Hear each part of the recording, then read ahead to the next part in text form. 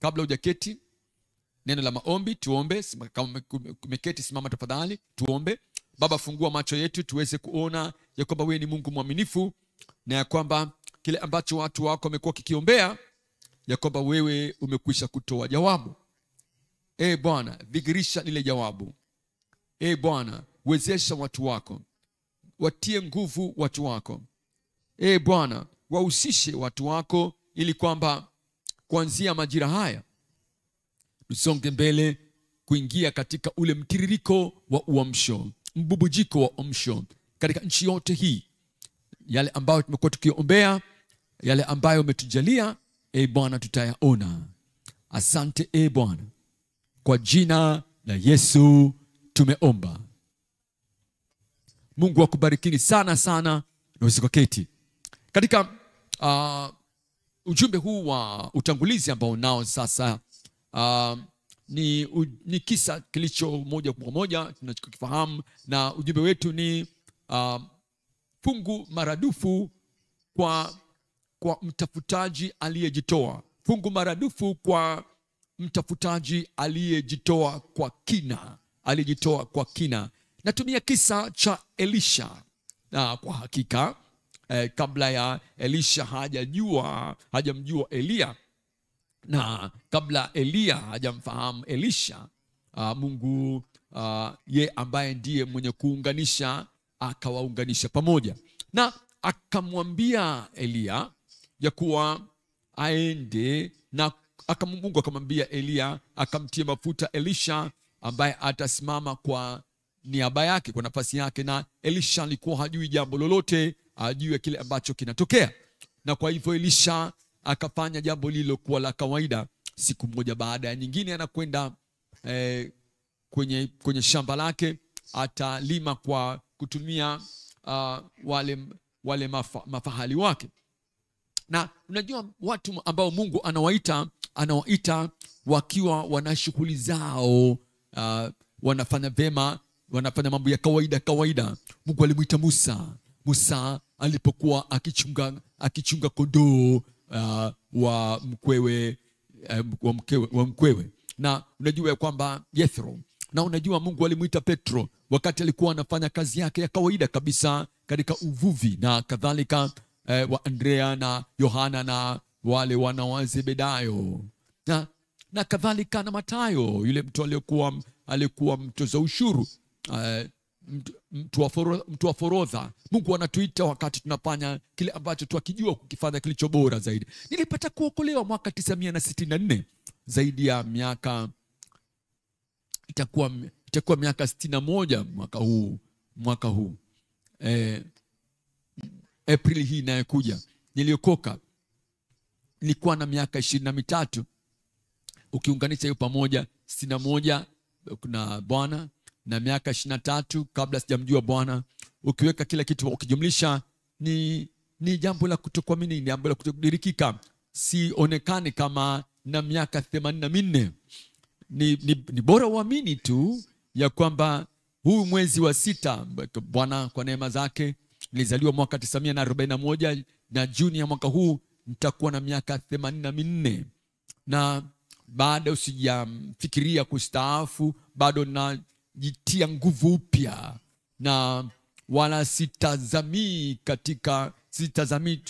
zile siku za zamani njema, na tazama siku zilizokuwa mbele bora, ambazo zimeshaanza kuweko tayari. Na kwa hivyo kadri ambavyo Bwana alimwambia Elia ya kwamba nenda kamtie mafuta, akaenda mahali pale, na sio hakusema neno. Wakati mwingine sio maneno tunasema, ni kitendo. Akamtupia lile joho lake Elisha. Tafadhali nielewe hapa, alianza na lile joho, akamtupia lile joho, akamvika lile joho, na Elisha akafahamu moja kwa moja ya kwamba hapa itakuwa ni kazi ya kudumu ambayo itakwenda kuifanya. Na kwa hakika lile joho ndilo ambalo joho lililomwangukia Elia wakati Mungu alipomtoa kwenda juu mbinguni, na Elisha akatambua. Lazima utambue. Tunaweza tusikuambie kile neno baada ya neno, tunaweza tukuambie kwamba hilo ndilo joho kwa ajili yako, lakini Elisha akatambua kwamba hilo ni langu, na akalitoa na akafika Yordani, akasema, yuko wapi yule Mungu wa Eliya? Yuko wapi? Na Mungu wa mbinguni akaitikia, niko bado. Na kama nilivyokuwa na Eliya, bado nitakuwa pamoja na wewe. Na kama nilivyokuwa na Musa, bado nitakuwa pamoja na wewe. Nilivyokuwa na Yoshua, nitakuwa na wewe. Kwa hivyo akapiga yale maji ya mto Yordani, na jitu la Yordani likagawanyika sehemu mbili, akavuka. Swala ni kwamba sasa Elisha alikuwa yu karibu kupokea ile sehemu maradufu. Na unaweza usihisi kwamba utapokea sehemu maradufu. Unaweza fikiri kwamba inaweza kutokea. Inaweza kuonekana kama ndoto hivi. Unapokea fungu lako maradufu. Unapokea upako wako. Amen. Ile sehemu maradufu kwa mtafutaji aliyejitoa kwa kina. Kisa hiki tunacho katika Wafalme wa Pili. Tukisoma pale kuanzia sura ya 2 ile, mstari wa 1, ikawa hapo Bwana alipo, hiyo ndio namna ya kawaida kusema ilitokea, ikawa ilitokea, itaja kuwa katika maisha yako kadhalika. Hapo Bwana alipopenda kumpandisha Eliya mbinguni kwa upepo wa kisulisuli, Eliya alitoka Gilgali pamoja na Elisha kutoka Gilgali. Na kama Eliya alikuwa ampatie ile huduma ya kinabii na ile nguvu ya kinabii na ule upako wa kinabii kwa Elisha, lazima kuwe na ushirika. Lazima ukae pale ambapo moto wa uamsho unawaka, ili kuwe nawe kupata ile joto la ule uamsho. Na lazima uwepo pale ambapo jawabu la yale maombi ya kanisa zima yapo. Hata watu ambao hujui kwamba wanaomba na Mungu anapatia majawabu, lazima ukae, lazima ugae na upwa, ili usile wale mkavu. Ile sehemu ni ule uamsho, ni sehemu ya wewe kuwepo. Na nitakurejelea katika hadithi nzima hatimaye. Lakini hatimaye wakaenda, na unaweza kuona kwamba Elisha alikuwa, jambo la kwanza, mtafutaji. Elisha wa ile nguvu ya Mungu, mtafutaji wa huduma ya kinabii. Alikuwa akitafuta kile ambacho Mungu ameagiza. Alikuwa akitafuta kile ambacho Mungu alikuwa amemwambia Eliya, na kumwambia kwamba hiki ndicho ambacho utakifanya, na utamtia mafuta yule kijana. Na kwa neema ya Mungu, na kama ambavyo na sisi watu wa Mungu, kina mama wa Mungu, metiwa mafuta, na tunasonga mbele, tunawapatia wengine kijiti. Nakumbuka nilikuwa Uingereza, na nilikuwa pamoja na mchungaji ambaye ni naibu wa kanisa la Elim Pentekoste, na walikuwa wamenialika kuhubiri pale na kufundisha juu ya karama za Roho. Na kwa hivyo nilikuwa pale Jumatatu, Jumanne, Jumatano, Alhamisi na Ijumaa. Na siku ile ya mwisho nilikuwa ninakaa pamoja na mchungaji yule msaidizi, tulikuwa tunakaa pamoja. Kwa hivyo akaja akaniuliza haya madhihirisho yote, sababu kiwango kikubwa cha miujiza kilikuwa kimetokea na udhihirisho wa karama za Roho. Na kwa hivyo akaniuliza ya kwamba haya yanatokeaje? Unajuaje hili? Unapataje hili? Na kwa hivyo nikasema, nikampitisha katika maandiko, na nikamtumia Elisha hasa kama mfano ya kwamba katika maisha ya Elisha unaweza ukaona zile karama za Roho. Na hata katika Agano la Kale neno la maarifa lilikuwepo pale, na neno la hekima lilikuwa pale, na ule utambuzi wa Roho ulikuwa pale katika maisha na huduma ya Elisha, na ule utendaji wa miujiza na karama za imani na karama ya uponyaji na karama ya unabii. Vyote hivyo vilikuwa ndizo karama 7 kati ya 9 ambazo zilikuwa katika Agano la Kale, na zote hizo zilikuwa zimedhihirishwa katika maisha ya Elisha. Na kwa hivyo nikampitisha katika mafunzo hayo, na tukaomba maombi mafupi tu. Ambacho sikumwambia ni kwamba yeye sasa alikuwa na ile nguvu. Watu wengi hawatambui. Na baada ya kuwa tumeomba Mungu amejibu maombi, tunakwenda kwenye kanisa, tukaenda kanisani jioni ile. Na tulipofika kanisani nikahubiri, na kwa sababu wananitarajia mimi kuweza kuhubiri, lakini usiku ile nikatangaza, nikasema baada ya kuhubiri kwangu ya kwamba jioni ya leo mimi sitakwenda kuhudumia watu katika maombi, na ya kwamba mchungaji msaidizi ambaye nimekuwa nikaa naye, yeye atafanya ile kazi ya kuombea. Akashangaa, akanitazama, akasema, kwa nini usingeniambia? Kama ningelimwambia angelisema hapana. Unajua wakati mwingine unapojifunza kuogelea na uko pale na umekaa pale kandoni mwa mto, inabidi mtu akusaidie, kwa sababu unaangalia, unaona watu wengine wanaogelea na bado umeshaona mbinu zote mbalimbali, alafu uko pale hivi, mimi naweza, mimi niingie majini hivi, nitaweza kweli? Alafu mtu anakusukuma ghafla, unaingia, unatubukia mtoni, alafu ili kwamba upone lazima uogelee. Na kwa hivyo nikamsukuma pale na nikasema, sasa ombea watu. Na nilikuwa nimekaa nyuma yake, na akataka kufunga ule mkutano. Akaanza kusema, Mungu tunakushukuru leo. Nikamvuta kidogo, nikamvuta koti lake kwa nyuma, nikamwambia, hapana, kuna mtu pale ambaye ana tatizo hili. Mungu alikuwa amemdhihirishia hilo. Usiseme mimi nimesema, wewe sema tu, omba tu. Akasema kuna mtu pale ana tatizo hili na lile, na akaomba. Unachohitaji ni kusukumwa kidogo tu. Naweza nikupatia kusukuma kidogo leo, naweza nikakusukuma kidogo leo. Nikamaliza kuhubiri mahali fulani, nilipomaliza kuhubiri pale, nikasema, sasa umesikia juu ya imani, umesikia juu ya maajabu ya Mungu, na kama we ni mgonjwa, uko wapi? Nyosha mkono. Aina yoyote ile ya ugonjwa, uko wapi? Wakanyosha mikono yao. Nikamwambia, endelea kuweka mikono yako juu. Nikasema, nikamwambia mtu unayefuata, hebu weka mkono wako, mtu uliye jirani na huyo aliyenyosha mkono, muombe. Nikawapa dakika 5, wakaombeana pale. Alafu mimi sikuombea, nikamwambia, sasa toka, njoo tupatie shuhuda zenu. Mambo ya ajabu kabisa yametokea. Kile ambacho Mungu amehamisha kutoka kwa Elia kwenda kwa Elisha, mambo makubwa. Ni mambo matatu ambayo tunakwenda kuangalia leo. Naangalia jambo la kwanza, kutafuta kwa bidii nguvu ya kiroho. Kuitafuta kwa bidii nguvu ya kiroho. Unaweza kusema juu ya Elisha, alikuwa na ile bidii ya kutafuta ile nguvu ya Bwana. Na naweza nikajihusisha na jambo hili kwa urahisi sana katika maisha yangu ya Kristo. Kama nilivyopata kuokolewa mwaka 1964, nilianza kujisomea. Nikajisomea sana juu ya John Wesley, nikamsoma sana C.H. Spurgeon, nikamsoma sana Charles Jiffany, na nikasoma huyu mtu yule bwana Leonard Ravenhill, Wild Revival, kwa nini uamsho na kawia. Nikasoma hizo vitabu vyote hivyo. Nilikuwa najifunza wakati ule mahesabu, na ilikuwa ni sehemu ngumu sana ya mahesabu, complex variables. Bado nikatoa muda kumtafuta yeye kwa bidii, na hapo ndipo ambapo ndicho ambacho Elisha alikuwa nakifanya, alikuwa akitafuta. Tumesoma mstari wa kwanza na wa pili. Angalia mstari wa 3 sasa katika Wafalme wa Pili sura ya 2 mstari wa 3.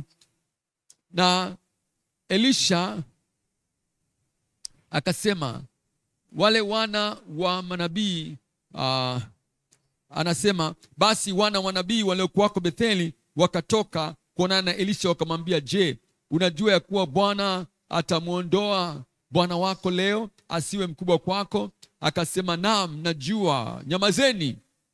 Angalia mstari unaofuata wa 4. Anasema, Elia akamwambia Elisha, kaa hapa Elisha, maana Bwana amenituma niende mpaka Yeriko. Akasema, kama Bwana aishivyo na roho yako iishivyo, sitakuacha. Nao wakafika Yeriko. Huyo ni mtu ambaye ana bidii na anamtafuta Bwana, na anasema, mimi sitakuacha. Kwa nini? Kwa nini alikuwa akifuata kwa ukaribu namna hiyo? Kwa sababu alikuwa akitafuta kitu, alikuwa anasakanya kitu. Tunaambiwa katika Wafalme wa Pili sura ya 3 ya kwamba alikuwa akimimina maji katika mikono ya Elia.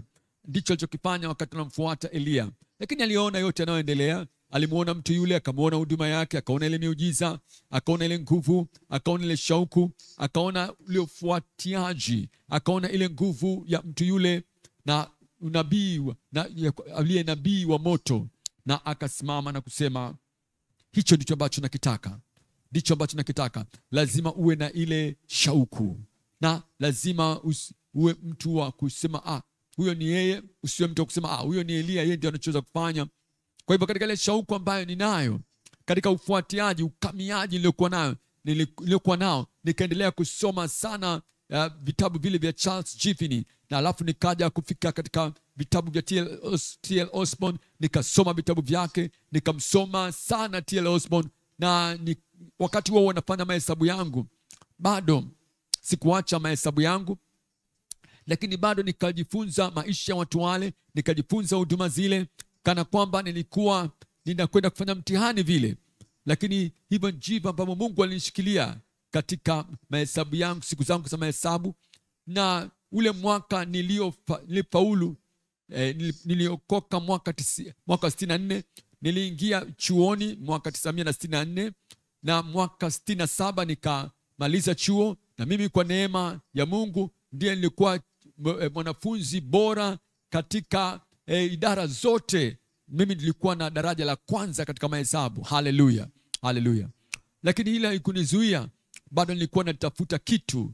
Na niliposikia kwamba huyu alifariki, sasa nani atakayechukua nafasi yake? Nikasoma juu ya kifo cha Smith Wigglesworth. Nikasema, Bwana, ni nani anayechukua nafasi ya watu hawa? Nikasoma juu ya watu wengine wengi, Woodworth Ether na nani yule, na hiyo ikaongeza shauku yangu. Nikawa namtafuta Bwana kama ambavyo Elia, kama vile ambavyo mtu wa Mungu akasema, Mungu amenituma Betheli, akasema tunakwenda pamoja, na Mungu ashukuriwe, wewe na mimi tunakwenda pamoja. Amen. Kule kuwa pamoja tu, kule kuwepo tu. Unajua wakati mwingine pasipo kusema neno, ule mbubujiko wa Roho wa Mungu anabubujika na kumwagika katika maisha yao. Alafu wakaanza kusema, hii yawezaje kutokea? Na tulikuwa tumerejea tu kutoka Quebec. Tumerejea sasa hivi punde kutoka Quebec, jimbo moja wapo la jimbo la Quebec, Canada. Na mtafsiri wangu alikuwa atafsiri siku ya kwanza, na akatoka garini, na dereva hakujua ya kuwa yeye yuko nyuma, na kwa hivyo akarudisha gari nyuma na akamkanyaga mguuni, na mifupa ikawa imevunjika, kwa sababu kulikuwa na muuguzi pale. Nikaenda kumpima. Walipompima, yule mama muuguzi akaona ya kwamba mifupa ile imevunjika, na wakaleta barafu, na ile barafu kwa ajili ya kumaliza maumivu kabla ya mwisho wa mkutano. Akasema, bado nitakwenda kutafsiria mtumishi wa Mungu, na mfupa umevunjika. Kwa hivyo akaja, alikuwa anatumia ule mguu ambao mzima, alikuwa anatumia ule mguu mwingine mzima, na mimi nilikuwa sifahamu chochote. Lakini kule tu kuwa pamoja, ile nguvu itakuja juu yako, na kule kuwa tu pale, yale maombi ambayo yamekuwa ukiomba kwa miaka, sasa maombi yale yamejibiwa. Amen, amen. Kwa hivyo usiku ule nikaomba, na jambo moja tulilotambua ni kwamba hakutembea sana. Sikujua kwa nini. Nilidhani kwamba ni aina yake ya msimamo. Amesimama pale na nazungumza kauli yangu ya Kiingereza, anatafsiri kwa Kiingereza, kwa Kifaransa, kwa sababu ilibidi auinue ule mguu mwingine ambao umevunjika, akingojea kwamba tutakapomaliza mkutano atakwenda hospitali na wafanye x-ray yao, waweke POP pale au chochote, na alafu inaweza ikachukua miezi mitatu kwa ule mguu kuweza kupona. Na kwa hivyo tukamaliza, na tulipomaliza nikaomba kwa ajili ya watu. Sikujua kwamba amepata shida yoyote ile, na tulipokuwa tunaomba, kwa kule kuwa wawili tu pamoja, ule mguu uliovunjika ukapona. Amen. Akasimamia ile miguu yake miwili, alikuwa na ruka, na alafu akatuambia kile kisa ambacho kile kimetokea, na akatuambia ule muujiza ambao ulikuwa umetokea ghafla wakati ule. Haleluya. Unaweza usifahamu, unaweza usiweze kutamka ule muujiza unatokea katika maisha yako sasa. Amen. Kwa sababu unatafuta kwa bidii, unamtafuta Bwana kwa bidii. Mtafute Bwana kwa nguvu, kwa moyo wako wote, na unapomtafuta yeye amekwisha kujibu maombi yako. Haleluya. Amen. Tunaambiwa katika kitabu cha Yeremia sura ile 29. Yeremia 29:13. Nanyi mtanitafuta na kuniona. Anasema kama mtanitafuta, ukimtafuta utampata. Napenda nikwambie kwamba leo, kabla ya mkutano huu haujakwisha, ule udhihirisho ya kwamba umetafuta ulichokuwa unakitafuta, ule udhihirisho utakuja kwako. Anasema mtakaponitafuta kwa moyo wenu wote. Huko ni kuwa na bidii katika kumtafuta Bwana. Kwa hivyo nikawa na bidii sana kama Elisha. Nilitaka ile nguvu ya Mungu kama walivyokuwa nayo katika zile nyakati za Biblia. Na kwa hivyo nikaanza huduma mwaka 1973, na wakati ule nilikuwa tayari nimekwisha kuwa mhadhiri katika chuo kikuu, na nilikuwa nafundisha mahesabu, complex variables, na tukaanzisha mafundisho ya Biblia miaka 10 na watu 15. Nilikuwa na watu 15, wakawa 20, wakawa 50, wakawa 100. Sasa hivi tunayo huduma katika nchi mbali nyingi, Afrika, kule Asia, na katika Oceania na nchi za Pacific, na tumeona mambo ya ajabu, miujiza ajabu. Sikujua hapo kwanza hadi pale ambapo watu walipoanza kunijia na kusema, wakati ulipokuwa unafundisha tu Biblia, wanasema mwaka 1985 tukawa na mkutano wa watu umejaa katika ule uwanja.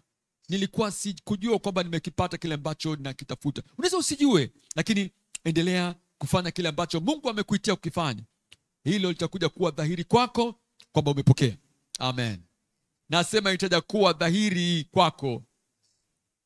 Na kwa hivyo nakumbuka kabisa kwa ile siku waziwazi, sasa nilikuwa naomba, na nikawa nimeomba, nimeita watu watoe maisha yao. Na kwa hivyo nilipotoa wito kwa ajili ya madhabahuni watu na mimi si wa kuokoa, kwa hiyo nawaita kwa bidii sana. Nikasema, nataka kutoa maisha yako kwa Yesu Kristo, nataka kugeuka kutoka katika dhambi, na nataka kuamini ya kwamba yeye anaokoa. Uko wapi? Nyosha mkono wako. Wakanyosha mikono yao, wakasimama, nikaomba kwa ajili yao. Sasa nilijua kwamba pale watu walikuwa wanangojea kwamba niweze kuomba kwa ajili ya wagonjwa, na sikufahamu ya kwamba nilikuwa nacho nilichokuwa nacho. Unaweza usijue kwamba unacho ambacho unacho, lakini unacho. Amen. Nacho. Nasema nacho. Kwa hivyo nikaanza kuomba. Nikasema, Bwana, tuko hapa.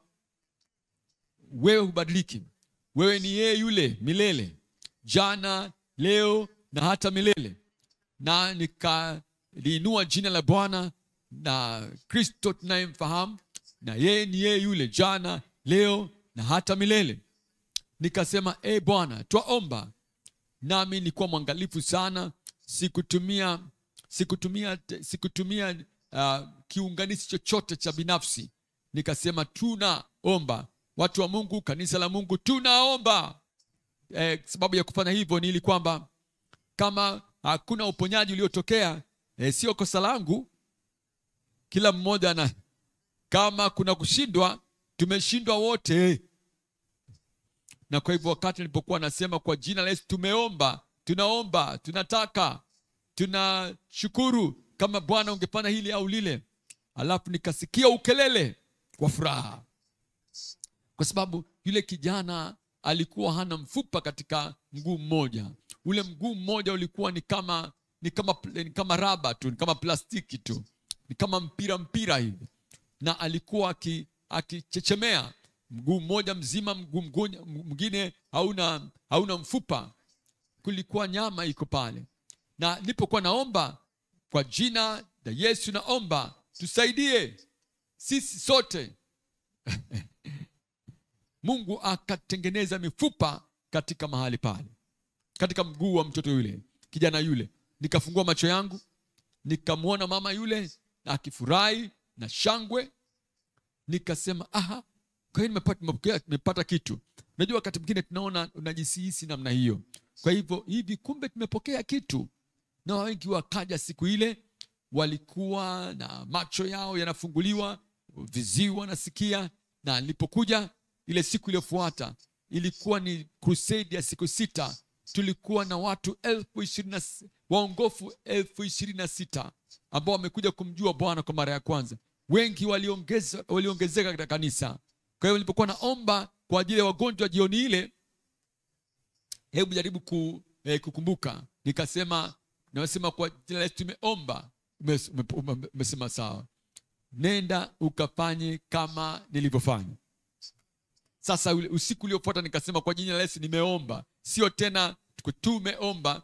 Mimi nafanya sehemu yangu na wewe fanya sehemu yako. Matokeo yangu niliyopata na wewe matokeo yako utayapata. Na kwa hivyo tukapata. Kwa hiyo tunakule kutafuta kwa bidii. Unamtafuta Bwana kwa bidii. Na anasema mtaniona, utamuona Mungu. Nawe utaiona nguvu yake.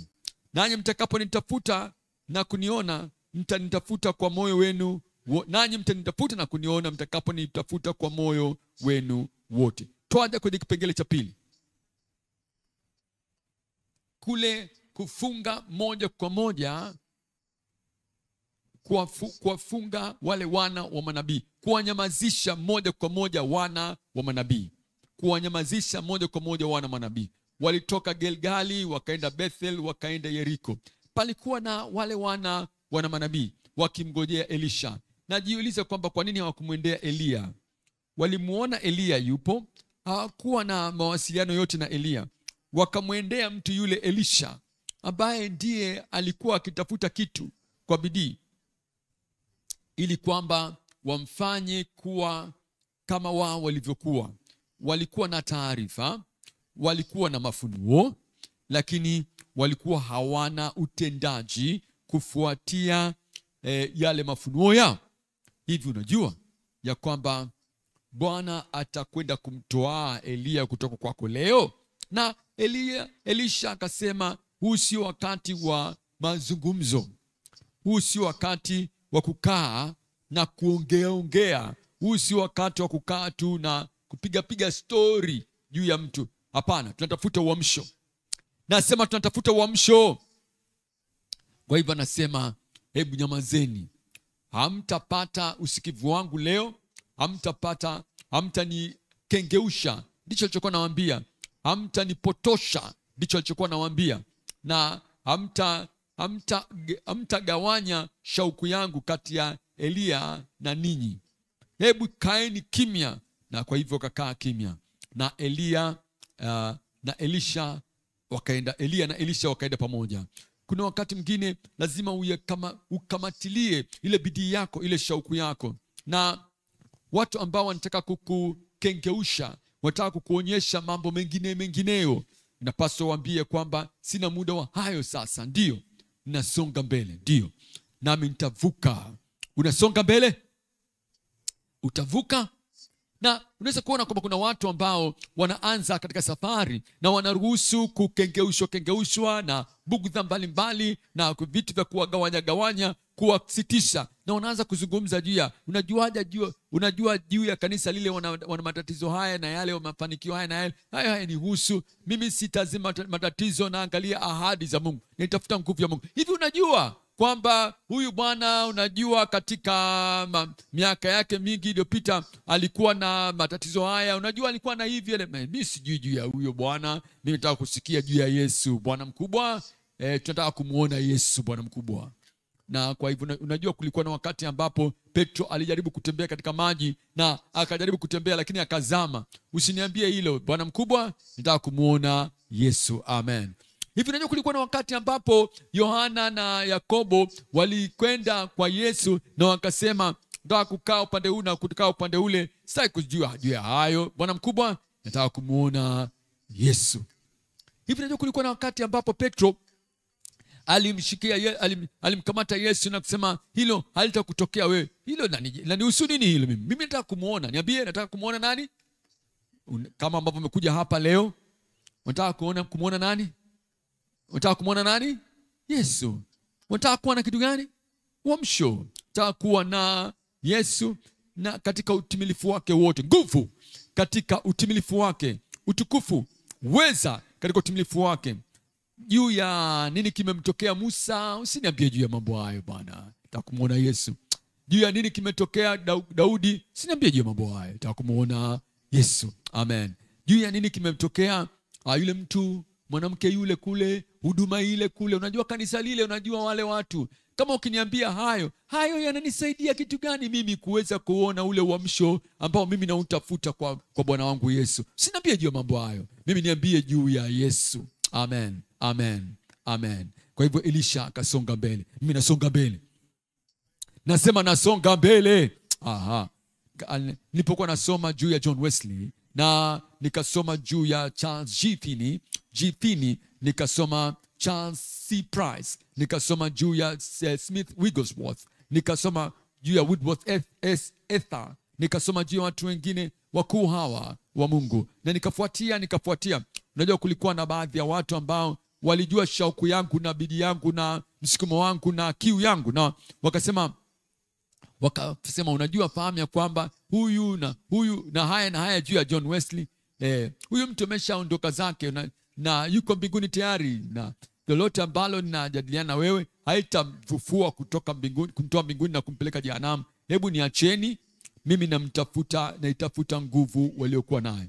Hivi unajua kuna wakati ambapo Elia alikimbia na akaenda zake akamkimbia Yezebeli. Unajua kwa nini nahitaji kujua juu ya hayo? Nachojua juu yake ni kwamba jambo la muhimu ya kwamba ile gari la wapanda farasi wa Israeli walikuja, la gari la moto, akamnyakua na kupata kuona kifo na akapata unyakuo. Hilo ndio lengo langu. Kama alimkimbia Yezebeli, hiyo ni juu yake yeye na Mungu wake. Yale ambayo watu wengine wameshinda kuyafanya na yale ambayo hawajafanikisha, hayo ni mambo yangu Bwana mkubwa, haya yananihusu. Nataka kumuona Yesu ati. Nataka kuwa na kujazwa Roho Mtakatifu. Na unajua tunaharibu matarajio yetu pale ambapo tunasengenya na kuteta. Na Mungu ameshamsamehe mtu yule, na ameshamsamehe vya kutosha, na hata ameshasahau. Hata kwamba hata alishamkimbia Yezebeli, na unakuja kunikumbusha kile ambacho Mungu alishamsamehe na kusahau. Na mtu yule amesha kwenda katika unyakuo, alafu we bado huko pale unaongelea juu ya kile ambacho kimeshazikwa na kusahaulika katika bahari ya usahaulifu wa Mungu. Usinizungumze juu ya hayo, zungumza juu ya kile ambacho tunakitafuta. Zungumza juu ya unyakuo, zungumza juu ya uamsho, zungumza juu ya ile nguvu. Hivi uoni ule mkono wa Bwana? Uoni kile ile wingu dogo kama mkono wa mtu? Ile mvua imekuja. Na mfuriko wa mvua kutoka juu mbinguni. Bwana, hebu ile mvua na inyeshe. Hebu inyeshe juu ya mama yule, hebu inyeshe juu ya baba yule. Hebu mvua ile na ishuke Tanzania. Na unapoacha kuongea kile ambacho shetani ndiye amekitengeneza, na ukazungumza kile ambacho Roho Mungu anakitenda leo, ile nguvu itashuka juu yako. Amen. Hivi umeona kwamba ulikuja kuwezeshwa? Hivi umeona pale kwamba umekuja kutiwa nguvu? Na hivi umeona pale kwenye maandiko pale kwenye bango lile ni kwamba unakuja kuhusishwa, na wewe ni sehemu ya mchakato mzima huu, na hili linakuja kwako. Na yale mambo ya kuongea, hebu wao wanaongea, funga vinywa vyao. Hivi umeshasikia? Eti umesikia? Funga kinywa hicho. Hivi unajua? Funga kinywa hicho. Na hivi unajua kule kushindwa kwa mtu yule, unajua ile huduma ilivyoshindwa, funga kinywa hicho. Sasa kuona kushindwa kwa yeyote, ta kuona ile nguvu ya kushinda ya Yesu. Amen. Ta kuona ule uamsho ambao unakuja. Zingatia sehemu yako. Unaweza kuona ile prism, kile kioo kile kama tufe, na nuru inakuja, ile glasi kama pia hivi, alafu nuru inakuja na ile nuru inaletwa katika mahali pamoja, na inaweza ikachoma hata karatasi. Unapolenga mawazo yako katika jambo moja, katika ule uamsho ambao uko mbele yetu, ule uamsho ambao unakuja, wewe utakuwa sehemu yako, sababu umelenga jambo moja. Kwa hivyo tunafungilia mbali wale watu ambao hawana mahali wanapokwenda, wanataka kukaa tu katika kuongea, kubwabwaja tu. Wao ni kuongea tu. Hapana, acha kuongea, omba. Hebu kubali kile ambacho Mungu amekitenda tayari. Ni cha kwako. Na nipo sukumilia mbali hao watu kando hao. Na nataka nikuambie mambo mengi juu ya watu wengi sana walinijia. Na sina muda wa kuanza kukuambia mmoja baada ya mwingine. Lakini sikuruhusu chochote kile kujaribu kutia maji, kuhoshi shauku yangu. Niliendelea kufuatilia. Natokea wakati ule Bwana amenituma katika takriban majimbo yote ya Nigeria. Tuna majimbo 36 pamoja na makao yetu makuu, na nimekuwa katika mitaa ile, na nimeona mambo makubwa yakitokea. Nimekuwa katika nchi ya Togo, nimekuwa Benin Republic, na kule katika nchi ya Benin Republic, rais yule alikuwa amependezwa mno. Kulikuwa na mtu pale alikuwa na ukimwi, na wakamleta wakiwa na mkokota. Alikuwa amekondeana kabisa na watu wa mtandao, watu wa magazeti na watu wa habari waliokuweko pale. Nilikuwa pale madhabahuni kwa sababu Roho Mungu yupo pale na nguvu ya Mungu iko pale, na hatuhitaji mbwembwe zozote. Nena neno tu na muujiza utotokea. Na kwa hivyo mimi nikasema sasa tutakwenda kuomba. Na tulipoomba, maombi rahisi tu, na unajua watu waandishi wa habari wakasema, maombi yake bwana, mbona rahisi tu, ni ya moja kwa moja. Kwa hiyo tukaomba maombi mafupi ya moja kwa moja, na yule mama aliyekuwa na tatizo la ukimwi alikuwa amekondeana, mifupa mitupu, akanyanyuka. Na si tu kwamba alinyanyuka, akaanza kutembea na akaanza kupiga mbio, na wale watoto waliomleta wakamfuatilia, wakamshika, na wakasema, kwa sababu walidhani kwamba mama hana tu ukimwi, mama pia sasa ameshapata kuwa na tatizo la akili. Wakaona mama amekuwa mwenda wazimu. Mama akawaambia, hapana, mmekuwa wapi? Mmesikia ambacho mchungaji amesema? Amesema inuka, nimeinuka. Amesema nitembee, nikatembea. Amesema piga mbio, nami namsikiliza maagizo yake. Hivi mlikuwa msikiliza anachosema mchungaji? Na akasema ndio maana nakimbia. Haleluya. Na miujiza mingi natokea. Unajua nini? Rais wa nchi alikuwa hayupo. Watu wa magazeti wakaenda kumwambia, na siku iliyofuata rais akaniita mimi na watu wangu, na akasema, sasa tunajua wewe ni mtu wa Nigeria, lakini tunataka wewe sasa uchukue hii injili kila mahali, na tutakwenda kufanya kitu kuchangia katika hii global crusade tunayofanya. Akanipa na mke wangu, akanipatia pasipoti ya kidiplomasia ya Benin Republic, ili kwamba pote pale unapokwenda uhitaji kupiga mstari. Huyu hapa ana pasipoti ya kidiplomasia kwa ajili pasu kama mstarini, na hichi ambacho ndio Mungu anafanya. Na nakumbuka nilipokwenda Zambia, kule Zambia tulikuwa na na mkutano pale. Palikuwa na mtu pale miaka 80, na wakati ule mimi nilikuwa sio kama umri ule wakati ule kama nilivyo sasa. Alikuwa na macho yamepofuka na alikuwa na tatizo la matende. Miguu yake ilikuwa imejaa, utafikiri tembo. Ndio maana wanaita elephant matende. Na nikasema tukwenda kuomba. Watu wa magazeti walikuwa pale. Na unajua watu wanahabari hawafumbabi macho yao, hata ukisema fumbeni macho, waandishi wa habari hawafumbi macho. Wataka kuona ni rizi gani unayotumia, na maji gani ya upako unayotumia. Kwa hiyo wao kufumba macho. Na nikasema kwa jina la Yesu na kuamuru macho yale funguka. Yule mtu wa miaka 80 macho yake yakafunguka. Nikasema usiende bado, una matende na ile miguu imekuwa mikubwa, huwezi kutembea, huwezi kuvaa viatu vyako, huwezi kuvaa suruali yako. Na walipofumbua macho yao, wanatazama ule miguu ikanywea kama puto lililotobolewa. Na wakati ule nikaenda ofisini kwa Rais Kaunda. Wakati ule akasema hii ni tofauti, ni miujiza, ni chapa, ni miujiza ya kuona kwa macho.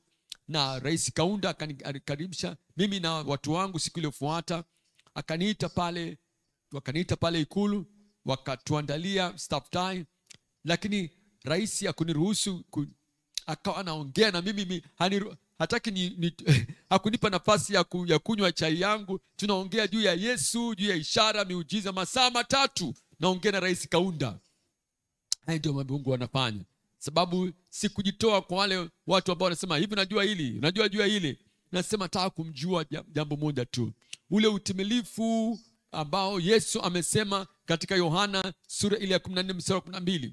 Yeye aniaminie mimi, yale matendo niyatendayo yeye atayatenda, na makuu kuliko haya atayafanya, kwa sababu mimi naenda kwa Baba. Na kwa hivyo akasema kama ukiomba lolote kwa jina langu nitawapa, nitalitenda, na Bwana atalitenda. Tulikwenda Uganda, na kule Uganda kulikuwa na huyu binti alikuwa amezaliwa pasipo kuwa na katika sehemu zake za uzazi kulikuwa hakuna na uwazi unaostahili pale. Walikuwa hawana fedha ya kwenda kwa ajili ya upasuaji. Na mama yake kamwambia mmoja dada yake kwamba mchungaji atakapokuja kutoka Nigeria na anapokuja katika nchi yetu Uganda, nataka kumuona ili kwamba aweze kumuombea huyu mtoto. Sema tutaona kama hilo litatokea, itakuwa inawezekana. Kwa hiyo walikuwa pale kwenye mkutano. Mimi sikujua kama hilo tatizo lipo, lakini jina la Yesu litatambua na kukufahamu popote pale ulipo na matatizo yako. Na ile nguvu ya Roho wa Mungu atakupata popote pale ulipo. Na baada ya ujumbe ule tukaomba, na baada ya yale maombi wakarejea nyumbani.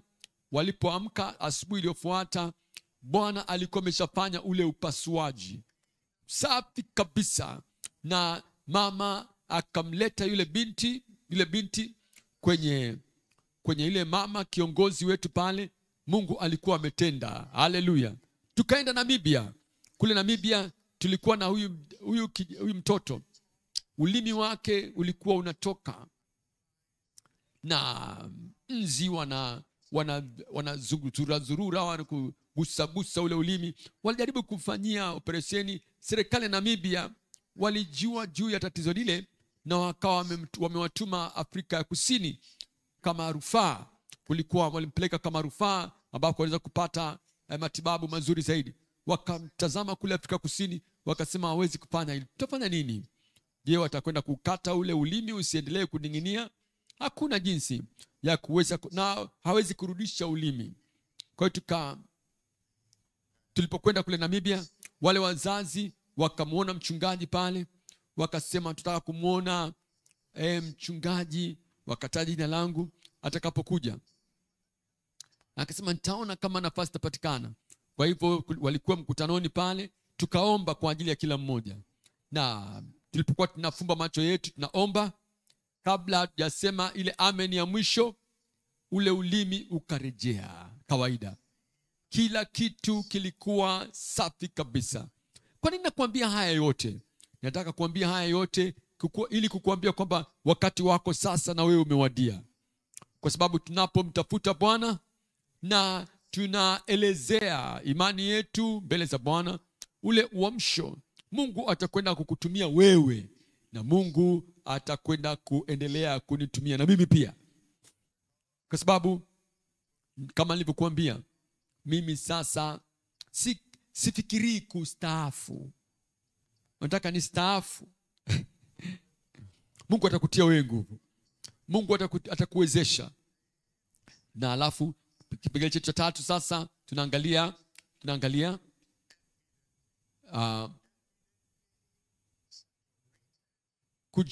kujalizilizwa kwa uwazi na roho wa uweza. Kujazilizwa kwa uwazi kwa nguvu, uweza wa roho. Ndicho ambacho tunahitaji. Ndicho ambacho Elisha alikihitaji. Na Elisha alikuwa akimfuatia Elia. Walijaribu kumpotosha, lakini hakupotosheka. Lakini Elia hakumwambia Elisha chochote kile. Na hata taarifa aliyokuwa nayo kwamba Bwana atamtoa bwana wako wakati wowote kuanzia leo, hakulipokea ile kutoka kwa Elia, lakini alijua. Na hatimaye Elia akaenda ule upande akavuka ile Yordani, akachukua ile joho lake, akapiga yale maji yakagawanyika huku na kule, naye akavuka. Na Elisha naye akamfuata, na wewe utafuata. Alikuwa afikirii kwamba kama nikivuka hii Yordani na Mungu anamtoa Elia, sasa itarudirudije? Utavuka daraja utakapofikia. Watu wengi wanajizuia wao wenyewe kwa kuuliza maswali yasiyokuwa na lazima. Hivi itatokeaje hii? Wewe fika pale kwenye ile daraja, vuka ile daraja. Utakapofika pale darajani, yaache mengine kwa Mungu.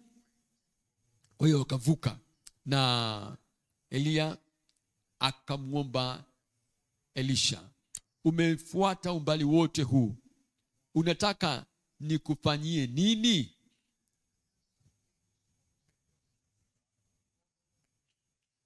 Jawabu likaja mara moja. Alikuwa hawazi mengine yote yale. Na nini ambacho kimekuwa ndani ya moyo wako wakati wote? Toka katika kile kiujazacho moyo kinywa hunena. Kinywa hunena ni kile ambacho umekikuwa ukifikiria itakuwa sehemu ya huu uamsho. Na fursa inapokuja kwa ajili ya wewe kutamka, hiyo ndio itakayo kutoka kiasili tu, kiurahisi tu. Na ndio maana akasema sehemu maradufu ya roho yako iwe juu yangu. Na Elia akasema, umeomba jambo gumu sana, lakini usifanye makosa. Sababu umeomba jambo gumu, hiyo haina maana ya kwamba itakuwa vigumu. Akampatia maelezo rahisi. Kamwambia, kama utaniona nitakapokuwa natwaliwa kutoka kwako, basi hapo ndipo itakapokuwa rahisi. Basi jambo gumu ambalo litakuja katika namna nyepesi kabisa. Nimegundua kwamba mambo mengine magumu katika maisha yanakuja katika namna nyepesi sana. Umefikiria kwamba itatokea hivi, itakuwa ngumu sana. Kama unafikiri kwamba itapata namna hii, itakuwa ngumu sana. Lakini wewe lenga katika yeye. Hebu mlenge Kristo na lenga katika kile ambacho wewe unakiomba. Na walipokuwa wanakwenda wanazungumza, mazungumzo yalikuwa na Elia hayakuondoa uso wake kutoka kwa Elia. Na lile gari likaja, lile gari la panda farasi la moto likamtoa Elia juu kwenda mbinguni. Kabla sijazungumza juu ya Elisha, ilikuwa jambo kubwa kwa Elia. Elia alikuwa amesema wakati wa kuvunjika kwake moyo, wakati wa kukata kwake tamaa, katika wakati wake wa kuwa na msongo. Unajua wakati mwingine mtumishi anaweza kuwa na msongo. Hivi najua wakati mwingine mtumishi wa Mungu wa kike wa kiume anaweza kawa na msongo. Katika wakati wa kuwa na msongo, Elia alikuwa amesema, Bwana, basi ishatosha mimi sasa. Yezebeli Bwana ananitafuta na mimi ndio peke yangu niliyebaki. Unapokuwa katika msongo, huoni wale 7,000 ambao hawajapiga goti kwa Baali. Unawaza tu kwamba mimi niko peke yangu, alafu napitia maji mazito, wanatishia maisha yangu, sasa wanataka kuniua. Na Mungu anasema, Elia, wewe ndio peke yako? Mbona na watu wengine 7,000 waliojisazia ambao hawajapiga goti kwa Baali? Lakini bado Elia anasema, niue Bwana, niue Bwana, hebu nifanyie upendeleo, niue kabla wakati kabla sijafa na kumbukumbu mbaya, na wakati huu wa msongo, hebu nijiondokee. Na Mungu hakuyajibu hayo maombi yake. Maombi yako yote ya kinyume, Mungu hatayajibu hayo. Anajua kwamba hayo sio maombi ya imani, hayo ni maombi ya msongo, ni maombi ya kuvunjika moyo. Na je, unayo furaha kwamba Mungu hakuyajibu baadhi ya maombi ya kijinga ambayo tumeomba wakati uliopita? Nami naomba ya kwamba Mungu anaposamehe vitendo vya kijinga, atakusamehe maombi yako ya kijinga. Hutakufa. Kristo amekufa kwa ajili yako tayari, na amechukua maumivu yale kwa ajili yako. Na ahadi ya Mungu itatimizwaje? Kwa maisha marefu nitakutosheleza, nami nitakuonyesha wokovu wangu. Na Mungu ashukuriwe, hutakufa bado. Amen. Utaishi kuweza kuona uamsho ambao unakuja, na utakuwa sehemu ya huo uamsho. Amen. Sasa tunarejea kwa mtu wetu ambaye alikuwa na ule ujazo ulio wazi wa roho wa uweza. Na wakati nabii wa Mungu alipokuwa anatwaliwa, alimuona. Utaona. Asema, baba yangu, gari la wapanda farasi wa Israel. Na le joho likamwangukia, na akajua kwamba hilo ni langu. Lazima uifahamu tunachokizungumza hapa, hili ni lako. Amen. Nguvu hii ni ya kwako. Upako wa Roho Mtakatifu huu ni wako. Upako utokao juu huu ni wako, na ni wako leo. Na akalitoa lile joho, na kumbuka nilikwambia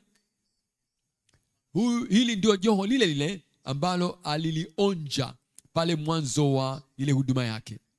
Na wakati wa kuanza kwa maono yale ambayo Mungu amekuonyesha, wakati wa utimilifu, sasa ule wakati unakuja kwako. Na akarejea sasa katika ule mto wa Yordani, na akasema, yuko wapi Mungu wa Elia? Na Mungu akajibu. Mungu atakujibu. Amen.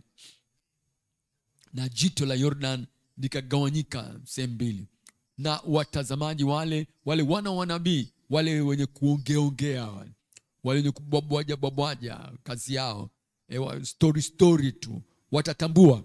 Watu ambao hawafuatilii ile nguvu, haifuatilii juu yao. Lakini yule ambaye anasema, mimi navuka, mimi nitailipa gharama iwalo na liwe, lolote nalolifanya, kama Elisha, wale ndio watu ambao wanapokea nguvu. Na wewe utaonekana namna hiyo. Na wewe utaonekana kama wewe unaonekana mtu unayefuatia. Wewe unaonekana kama mtu ambaye atapata kile ambacho anakiulizia. Na akasema ile nguvu ya Elia imeshuka juu ya Elisha. Na alikuwa akiomba sehemu maradufu.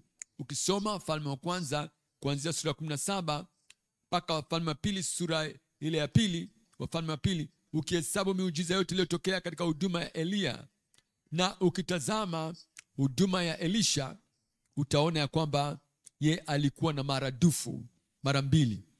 Mtu mmoja aseme mara mbili. Ile sura ya pili, alipopata ile nguvu, walikuja kwake, ona hali ya mji wa Yeriko. Ile nchi ni njema, lakini nazaa mapozi, ni tasa. Akasema, hebu niletee bakuli yenye chumvi, na akaimwaga katika ule mto ambao ulikuwa unahudumia mji ule mto ukapona.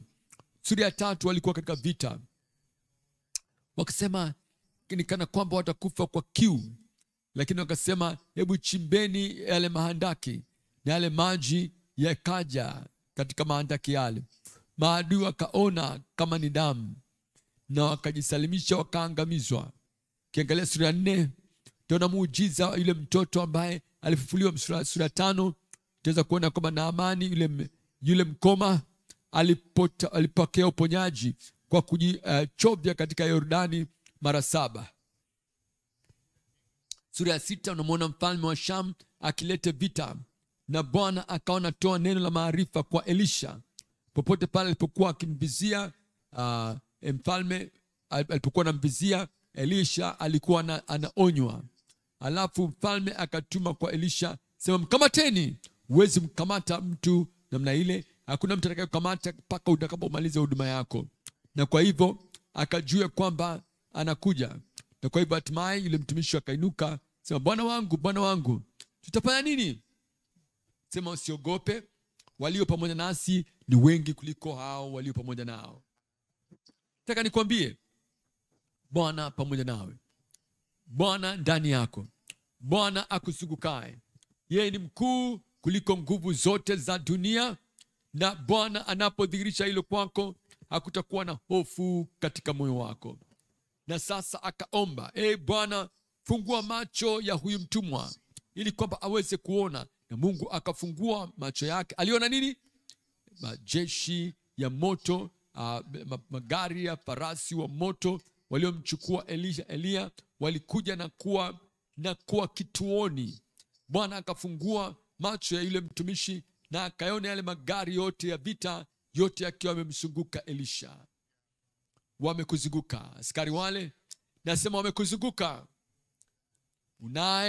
Unaye mlinzi wa kutoka mbinguni anayekutunza maisha yako, na wewe huu wa thamani mbele za Bwana. Atakutunza hai hadi pale utakapomuona Bwana, na ule uamsho unaobubujika katika taifa hili kwa jina la Yesu. Hatimaye baada ya mtiririko wa miujiza, Elisha akafa na wakamzika Elisha. Na baada ya kuwa wamemzika Elisha, ilikuwa ni kana kwamba ni kwenye kaburi ambalo liko wazi. Na unapohesabu miujiza yote ambayo Elia alikuwa ameifanya, na unaizidisha ile mara 2, bado kulikuwa na mmoja unibaki. Na kama unayo 8, miujiza mara 2 ni 16.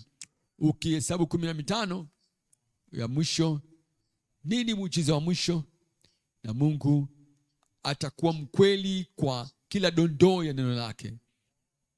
Na ule muujiza ulikuwa umebaki kuifanya iwe maradufu, mara 2. Sema maradufu ya roho wako juu yangu.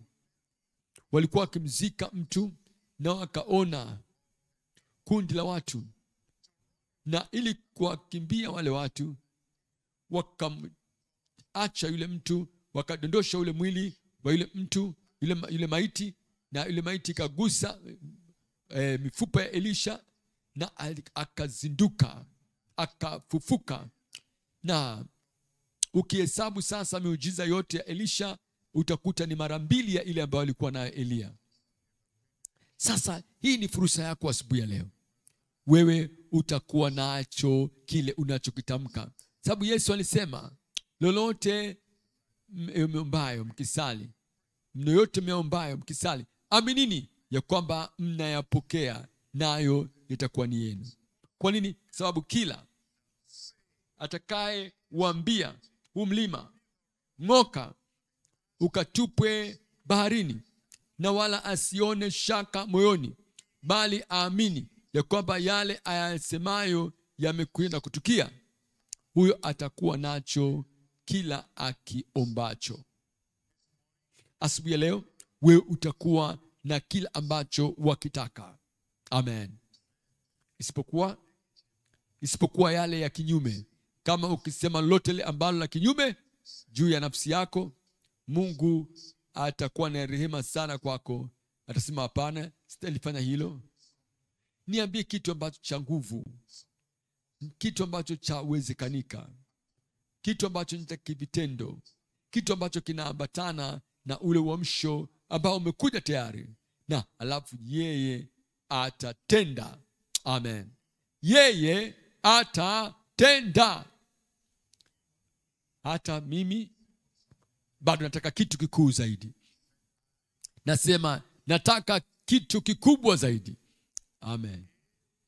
Na nimekuja katika nchi hii si tu kutoa, ndio natoa, lakini nimekuja hapa Canada kadhalika kupokea. Na wewe uko hapa, Bwana amejibu maombi yako. Hebu maombi yako yape kauli, yape neno. Wakati wa Canada umewasili. Tunyuke pale tulipo, mwambie Bwana, simama pale ulipo, mwambie Bwana, mimi hapa Bwana, mimi hapa Bwana. Uamsho uko tayari hapa. Kumbuka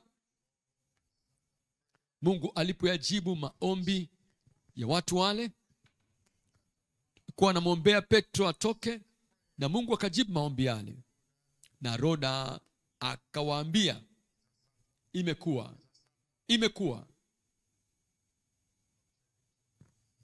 Hawakuwa tayari kuamini. Mimi naamini. Waamini. Wakati wetu sasa umewadia. Uamsho umekuja. Nguvu itokayo juu imekuja. Sema, ona ikitokea. Amini na wapokea. Kiri, utamiliki.